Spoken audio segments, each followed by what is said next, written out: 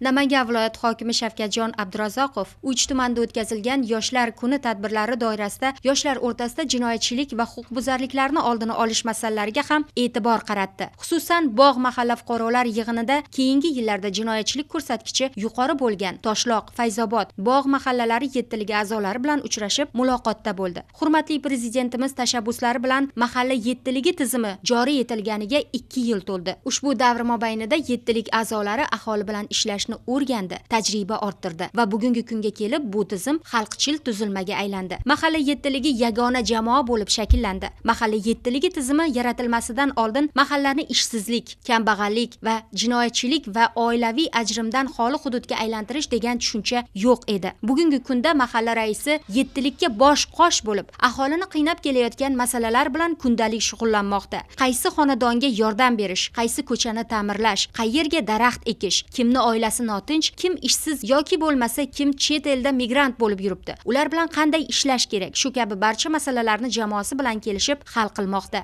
Viloyat rahbari mahalla yettiligi bilan muloqot davomida yoshlar o'rtasida jinoyatchilik va huquqbuzarliklarni oldini olish, bandlikni ta'minlash, yettilik faoliyatini samarali tashkil qilishda mavjud muammolarni yechimi, mahallani rivojlantirish va jamiyatni yuksaltirish yilidagi muhim vazifalarga alohida to'xtaldi. Bog' mahallasida 3025 nafar aholi yashaydi. Hudud infratuzilmasini yaxshilashda tashabbusli budjet imkoniyatlaridan samarali foydalanish, buning uchun aholini birlashtirish, tashabbus ko'rsatish zarurligi ta'kidlandi. Har bir davlat va jamiyatning kelajagi uning yosh avlodi bilan belgilanadi. Ayniqsa ilmli, ma'rifatli va ongli yoshlar taraqqiyotning asosiy tayanchidir. Zero ilm insonni kamolotga yetkazadi, jamiyatni esa ravnaq toptiradi. Uch tumanida yoshlar kuni doirasidagi tadbirlar viloyat hokimining ilm olib kelajak sari intilayotgan iqtidorli yoshlar bilan uchrashuvi bilan davom etdi. Umid nihollari bolalar oromgohida tashkil etilgan uchrashuvda Mard o'g'lon davlat mukofoti hamda innovatsion g'oyalar yetakchisi mukofoti sohibi Asadbek Urunovning startap loyihalari, Ibrat, Mezon va boshqa o'quv markazlari rahbarlarining taqdimoti,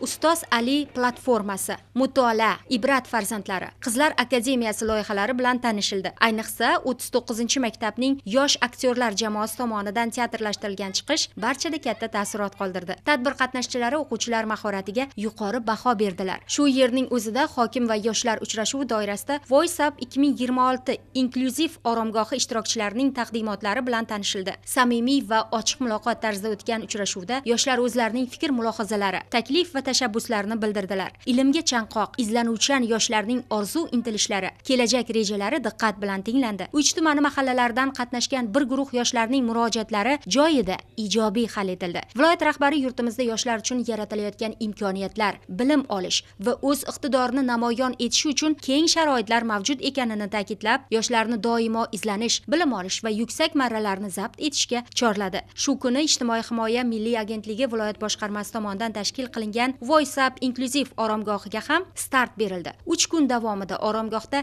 treninglar, motivatsion uchrashuvlar, madaniy tadbirlar tashkil etiladi. Viloyat hokimi uchrashuv yakunida yoshlarni qo'llab-quvvatlash bo'yicha mas'ullarga tegishli topshiriqlar berdi. Og'ir toifadagi yoshlar bilan ishlash bo'yicha ham alohida loyiha ishlab chiqish zarurligini ta'kidladi. Yoshlardan kreativ g'oya va tashabbuslar kutib qolinishini bildirdi. Hurmatli prezidentimizning madaniyat va san'at sohasida Namangan tajribasini yaratish bo'yicha bergan ko'rsatmalari ijrosini ta'minlash maqsadida viloyatimizda bir qator amaliy ishlar olib borilmoqda. Uch tumandagi yoshlar kuni doirasida tashkil qilingan madaniy ma'rifiy tadbirlarda ham ko'plab iste'dod egalari kashf etildi. Viloyat hokimi tuman madaniyat markazi foyesida 13-sonli bolalar musiqa va san'at maktabi o'quvchilarining ko'rgazmalari, yutuqlari bilan tanishdi. Shu maktabning sobiq bitiruvchisi, ayni vaqtda Mukarrama Turg'unboyeva nomidagi Bahor davlat raqs ansambli balet artisti, Zulfiya nomidagi davlat mukofoti sovrindori Xushnozaoy Ergasheva bilan samimiy muloqotda bo'ldi. Xushnozani erishgan yutuqlari bilan tabriklab, ijodiy muvaffaqiyatlar tiladi. Tuman madaniyat markazi sahnasida sohibqiron Amir Temur tavalludining 690 yilligiga bag'ishlangan teatrlashtirilgan ko'rinishlar, tarona, ashula va raqs xalq ansambli, yosh iste'dod egalari 6, 10, 22, 36 maktablarning havaskor va iqtidorli yoshlari ishtirokidagi badiiy dastur barchaga manzur bo'ldi. Bir so'z bilan aytganda, Uch tumandagi yoshlar kuni tadbirlari ana shunday ko'tarinki ruhda o'tdi. Eng asosiysi, yuzlab yangi iste'dodlar kashf etildi. Yoshlar muammolariga yechim topildi.